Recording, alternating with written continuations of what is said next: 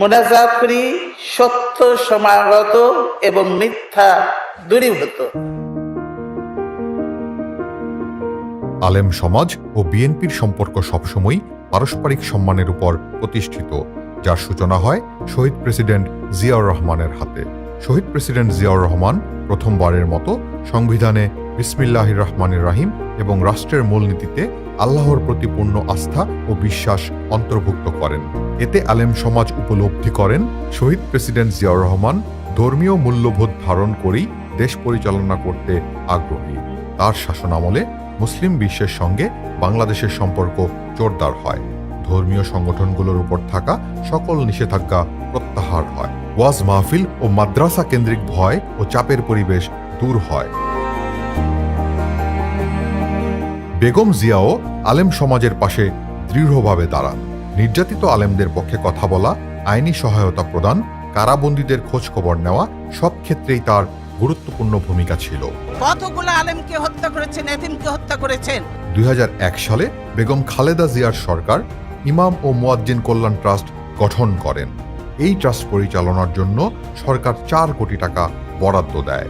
একই সময় ইমাম প্রশিক্ষণ একাডেমির মাধ্যমে 2 লক্ষ ইমামকে ধর্মীয় শিক্ষার পাশাপাশি যৌতুক বিরোধী সচেতনতা, পরিবার পরিকল্পনা, কৃষি, মৎস্য এবং গণশিক্ষা সম্পর্কিত বিষয়ে প্রশিক্ষণ দেওয়া হয়। তার নেতৃত্বাধীন জোট থেকে 4 জন কওমি আলেম সংসদে গিয়ে ইসলামের পক্ষে কথা বলার সুযোগ পান।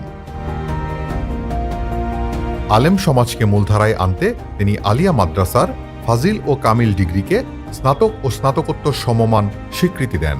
কওমি মাদ্রাসার স্বীকৃতি নীতিগতভাবে চূড়ান্ত পর্যায়ে নিয়ে যান।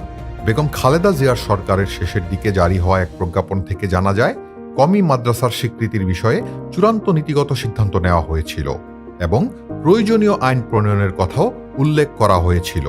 তবে জোটের বিশেষ একটি শরিক দলের বাধার কারণে তা বাস্তবায়ন করা সম্ভব হয়নি। ব্যক্তিগতভাবেও তিনি আলেম সমাজকে অত্যন্ত সম্মান করতেন। প্রত্যেক রমজানে মাদ্রাসার এতিম শিক্ষার্থীদের সঙ্গে প্রথম ইফতার করতেন। রাষ্ট্রীয় অবহেলায় অবমূল্যায়িত বিশ্বজয়ী হাফেজ তরিকুল ইসলামকে নিজ উদ্যোগে সম্মাননা দিয়েছেন বেগম খালেদা জিয়া। আলেমদের প্রতি সম্মান ও ভালোবাসার এই ধারাবাহিকতা আজও বিদ্যমান রয়েছে বাংলাদেশ জাতীয়তাবাদী দল এবং জিয়া পরিবারে।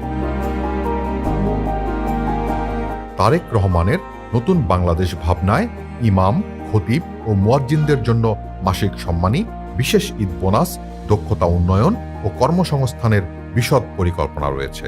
পাশাপাশি বিএনপির পক্ষ থেকে কওমি মাদ্রাসার পাশ করা শিক্ষার্থীদের ধর্মীয় শিক্ষক হিসাবে অগ্রাধিকার দেওয়ার প্রতিশ্রুতি এসেছে। ফলে একথা অনস্বীকার্য যে বিএনপির প্রতি আলেম সমাজের আন্তরিকতা নিছক কোনো আবেগ নয়, বরং এটি আলেম সমাজের অনুকূলে করা কাজ, বিশ্বাস ও বিশ্বাসেরই প্রতিফলন।